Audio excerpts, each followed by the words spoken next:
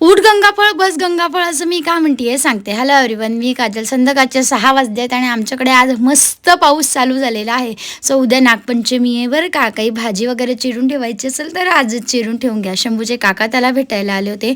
शंभूच्या पप्पांनी आज 4 किलो गंगाफळ आणलंय. म्हणूनच मी म्हटलं उठ गंगाफळ बस गंगाफळ. नेक्स्ट डे मॉर्निंग आपली रोजचीच कामं, घर झाडणं पुसणं. सो आज एक क्विक रेसिपीमध्ये गंगाफळाची खीर कशी करतात हे सांगते. आधी गंगाफळाचं साल व्यवस्थित आपल्याला काढून घ्यायचं आहे आणि त्यानंतर याला आपल्याला चिरून घ्यायचं आहे. आता ही खीर तुम्ही उपवासाला पण करू शकता आणि एरवी पण खायला. त्यानंतर याला आपल्याला वाफवून घ्यायचं आहे. मी पाणी टाकून मग याचा वाफवून घेतलं आहे. डायरेक्ट कढईत तूप टाकून वाफवून घेतलं तरीही चालेल. त्यानंतर त्याला छान काटेरी चमच्याने दाबून घेतलं. आता भांड्यात तूप टाकलं आणि थोडा वेळ याला परतलं. त्यानंतर यात साखर टाकायची आहे आणि दूध टाकायचे. काही ड्रायफ्रूट्स टाकायचे असेल तर तेही टाकू शकता. आणि झटपट होणारी ही गंगाफळाची खीर तुम्ही पण नक्की ट्राय करून बघा. आज गंगाफळाची भाजी, पोळी, साधं वरण भात असं जेवायला होतं. भेटूया उद्या. Bye bye.